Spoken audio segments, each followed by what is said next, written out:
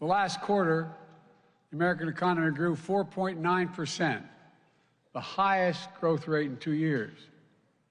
More people in the United States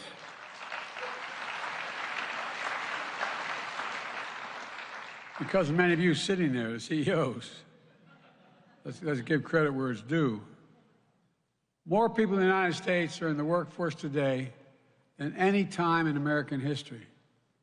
Our unemployment has been under 4% for 21 straight months. Inflation has come down by 65%, more to do. We now have the lowest inflation rate of any advanced economy in the world. Meanwhile, median household wealth has grown by 37% in real terms since before the pandemic. I acknowledge there's a disconnect between the numbers and how people feel about their place in the world right now. We can deal with the second part as well. We still have work to do, but our model for growing is delivering real results for all Americans. Significant Black unemployment, Latino unemployment, et cetera. The strength of our economy is driving growth and spurring investment throughout our region. And again, because of many of you sitting in front of me made those judgments. And it's drawing investments to the United States, especially from Asia-Pacific economies. Since the start of my administration, companies from across the Asian Pacific have invested over $200 billion in the United States. These are historic investments, creating literally tens of thousands of good-paying jobs. We're 14 million created just since we came to office. All across America in industries that are going to shape the future of this globe. Semiconductors, electric vehicles, batteries, critical materials, hydrogen hubs, and other critical emerging technologies. I've long said it's never been a good bet to bet against the American people. Never. No, I mean it. Think about it. It's never been a good bet. And we're proving it once more. So my message to all of you here today is, leaders of government and industry, you can count on the United States. We're delivering on our promises, and we're doubling down on our progress. And we'll soon be your strong and steady partner as we continue working together to realize the Asia-Pacific region that is free and open, prosperous and secure, resilient and connected. By the way, twice since I've been president, I've had the leaders of the Asia-Pacific islands come and meet with me in the United States. They're all part of it. I thought when I left the G20 and Vietnam desperately wanted to see me and raise the relationship, it brought me back when I stood in front of that monument to John McCain. All my days growing up, I never thought that would ever occur. Today, I'd like to talk a little about the work we've done in the region to get there and how we're going to go about seeing this road forward. I've said for a long time, the United States is a Pacific power. I had that brief discussion yesterday with President Xi. He asked he had asked me before, I reminded him, why we were so engaged in the Pacific. It's because we're a Pacific nation. And because of us, there's been peace and security in the region, allowing you to grow. He didn't disagree. By the way, it was a very good, straightforward meeting. We aren't going anywhere.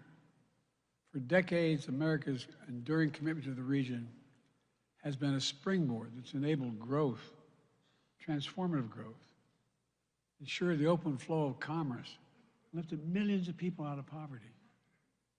Today, that relationship goes both ways. The United States remains vital to the future of the region, and the region is more vital than ever to the United States of America. It's been my administration's outlook from day one, and we have clearly laid out our approach with our Indo-Pacific strategy. We're delivering across the board, including when it comes to our shared economic agenda. The United States has deep ties with our fellow APEC economies. More than 60% of U.S. exports go to fellow APEC economies. Robust two-way investment between the United States and APEC countries supports good jobs and new opportunities all across the region. And American businesses, significantly represented here in this auditorium, are the largest source of foreign direct investment in the APEC economies. In fact, if we take just the U.S. companies represented here at this summit and look at their new investments in APEC economies in the calendar year, it totaled more than $50 billion so far. Investments announced today from companies like Amazon, United, Delta, Microsoft, to make sure our region is more inclusive and interconnected. Investments announced today from companies like Boeing, Apple, Flexport, Pepsi-Cola, or Pepsi Company, I should say, to make our economies greener and more sustainable. Investments today from companies like IBM, Organon, Visa. Look, they make our region more resilient. They all make it more secure. Here in this world-renowned hub of innovation, leading tech companies like Anthropic, and I'm going to mispronounce.